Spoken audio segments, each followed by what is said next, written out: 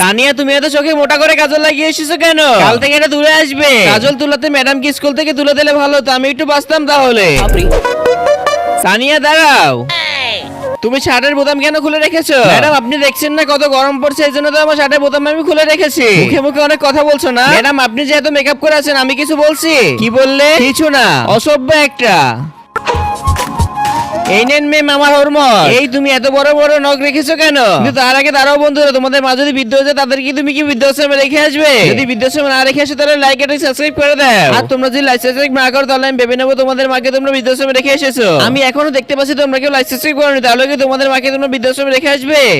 আরে ম্যাম, কারোর সাথে যদি ঝগড়া লাগে তাহলে আমার এটা অনেক বেশি কাজে লাগে। কি সব বলছো তুমি? আরে ম্যাম, কালকে আমার ভাইয়ের ছেলের বিয়ে ছিল, এই জন্য এগুলো পড়েছিলাম। এক্ষুনি কেটে ফেলো এইগুলো। গার্লস, আমাদের অনুষ্ঠানে আমরা এমন ভাবে নাচবো সবাই তো অনেক বেশি অবাক হয়ে যাবে। 1 2 3। একই ডান্স করছিস তুই? আমার তো এই ডান্সই করতে আসে, আমার সাথে করলে করো, না হলে এখান থেকে যাও। ঠিক আছে, তুই কর এই ডান্স। ঠিক আছে। এই কি করছো তুমি এইখানে? বই পড়ছি। বয়ফ্রেন্ড হবে আমার? আরে না না, আমার চেয়ে ভালো মেয়ে আর পাবে না। আরে মনে হচ্ছে লজ্জা পেয়ে গেছে।